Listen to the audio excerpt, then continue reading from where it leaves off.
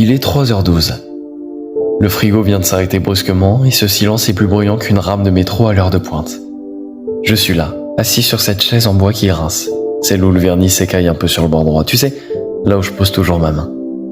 Devant moi, l'écran blanc du fichier vide du LibreOffice me fusille les yeux. C'est violent ce blanc, c'est comme une page de vie qu'on n'arrive pas à gribouiller. Mon radio réveil clignote, un véritable métronome qui se fout de ma gueule.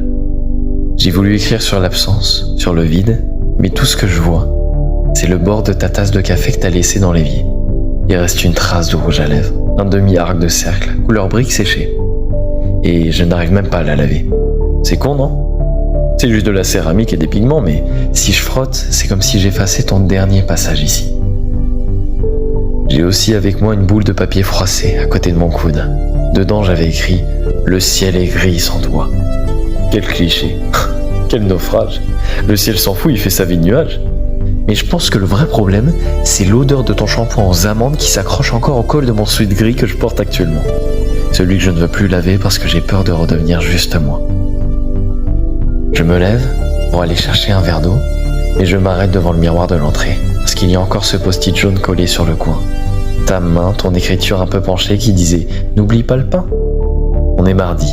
Le pain est rassis depuis une éternité, mais le papier, lui, il est là, triomphant. Je me rassois, je regarde mes mains, et il y a une petite cicatrice sur mon index. Celle que je me suis faite en ouvrant cette boîte de conserve le soir, on avait envie tous deux juste de raviolis. Chaque recoin de cet appart est un véritable champ de mine. La trace de tes baskets sur le lino, le bruit de la clé qui ne tombe plus dans la serrure, le silence de la brosse à dents bleue qui se sent seule dans le gobelet en verre. Alors oui, je voulais parler de métaphysique, de la douleur du monde, de la marche du temps, mais je finis par écrire sur la façon dont tu plissais le nez quand tu rigolais. C'est sûr que, comme tout le monde, je voulais faire de l'art, mais à la place, je ne fais que du souvenir. C'est pas une chanson, ça, c'est une autopsie. C'est l'histoire d'un mec qui veut chanter l'univers, mais qui reste bloqué sur la poussière que tu n'as pas emportée. Et puis soudain, j'arrête de lutter. Je regarde la trace de rouge à lèvres et je souris.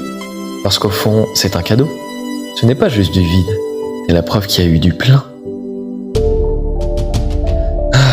Je voulais te dire merci. Merci pour le désordre, pour les matins où tu traînais dans mes vieux t-shirts, pour les dimanches à ne rien faire, pour les miettes de biscottes dans les draps qui grattent les mollets, pour tes chaussettes dépareillées qui traînent sous le lit. Merci pour cette douleur-là, parce qu'elle a l'odeur de l'amande et le goût du café froid. Merci d'avoir laissé ces morceaux de toi un peu partout. Au moins j'aurais appris que l'amour ne se trouve pas dans les grandes phrases symphoniques, mais dans la façon dont on faisait juste rien ensemble. Je ne vais pas effacer cette trace de rouge à lèvres. Pas ce soir. Je vais juste me servir un café exactement dans la même tasse. Je vais poser mes lèvres là où les tiennes se sont arrêtées. Et je vais savourer ce qui reste, en te disant merci pour le voyage. Bon, on va dire que c'est ça la chanson. Une série de presque, un homme, une chaise, une tasse sale et un curseur qui n'avance pas. Tant pis pour la poésie. Demain, je laverai la tasse. Peut-être. Je repose mes mains sur le clavier.